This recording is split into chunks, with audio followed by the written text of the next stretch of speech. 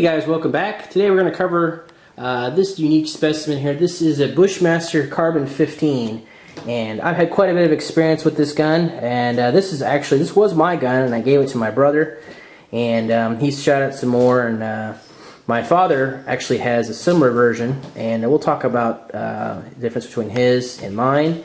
But this is, like I said, this is a Carbon 15. It's an AR-15 variant made out of lightweight carbon fiber. Originally, this gun was produced by a company called Professional Ordnance, and you can still find some of their guns around. And they actually went out of business. Bushmaster bought all their equipment and machining and made these rifles as the Bushmaster Carbon 15. There's several different models now. I think this is the CAR-15. It's similar to an AR-15, but it has some unique properties to it. Got the other one over there. This is the, we'll show you guys an original one here in a second. Both the Professional Ordnance model, that's the one you see here, and the Carbon 15 from Bushmaster, while they are based on the AR-15 platform, they have some proprietary parts. The bolt carrier is proprietary. It's actually hollow on the bottom side. The recoil spring does go in the buttstock, but there's no stop here for the buffer. The buffer actually fits in the back of the bolt. I'd take it apart, but it's a pain in the butt because there's no stop here. When you break this rifle open, the buffer spring kind of shoots out at you, and the buffer's in the back here. And because there's no buffer spring, it has the takedown pins, but you have to disconnect both pins and separate the rifle. You can't hinge it like a standard AR-15. It does take an AR-15 pistol grip, but you do have to modify the stopper. I can't really explain to you what the difference is, but I know my father's was damaged, and we actually had to replace it, and he had to go and make a custom stopper inside the bottom of his to put this ergo grip on his. When I got it, it had a lot of problems. It had failures to feed constantly. It had problems ejecting, and it would not cycle correctly. I just had all kinds of problems with mine. I sent it to Bushmaster, and Bushmaster basically took the gun and said, "Look, can you get your money back for this?" And I said, "No, I bought it from somebody who went out of business." And they said, "Look, the gun originally in its original configuration isn't going to work. We're going to have to build you a whole new gun out of this." So I was like, "Well, go ahead." It was either that or I'd have a $900 paperweight. So I had him rebuild it, and originally my gun looked just like this one. And Bushmaster sent me back this one. They matched the colors, all black. As you guys can see, this is like a light gray graphite color, and this is a much darker, just a much different, much darker black color. And they fixed all the problems, and now the gun does function as it's intended to. It has its pros and its cons.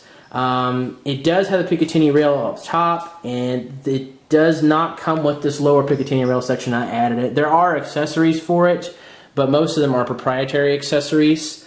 It does not like steel case ammo for two reasons. It does have a very nice fluted match quality barrel, so it is really accurate, but because of that and the tolerances of the gun, it has an extremely difficult time running steel cased.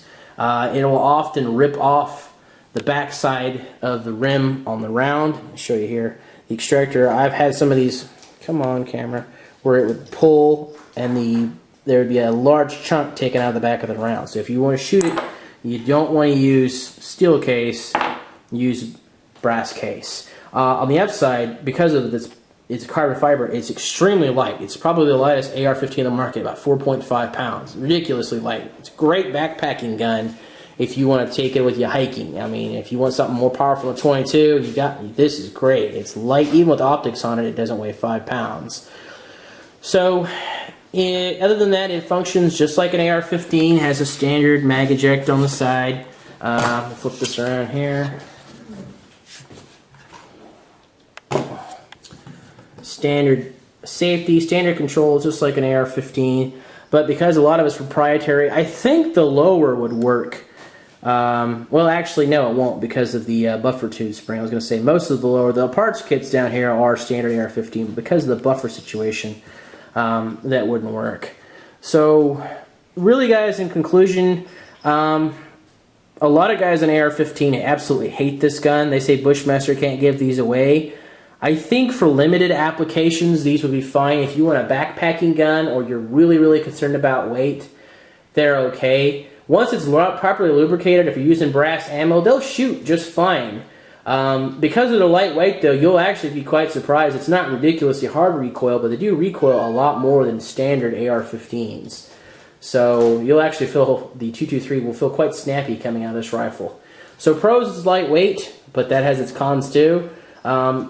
If you keep it lubed and you got good ammo in it, it will run reliably. If you do not, it will not run reliably.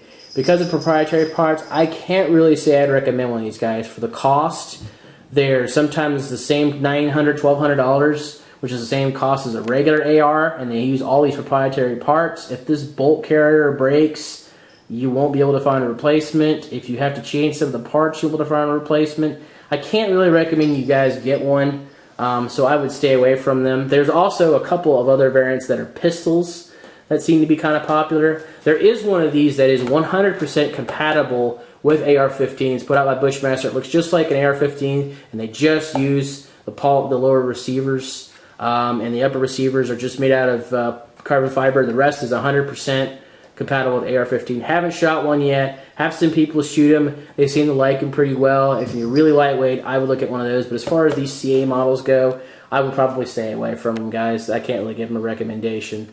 I think they're overpriced and they're finicky and they use proprietary parts. So I guess that's it. I will see you guys later. Ooh, one more thing I forgot, guys. There is a major design flaw in this gun. I almost forgot. My little brother pointed out for me. You see this screw here? This holds the handguard on the gun and it goes into the gas block. One of the reasons mine broke was this screw right here got stripped and would not screw into the gas block. The handguard kept coming off and the gas kept coming out, so the gun wouldn't cycle.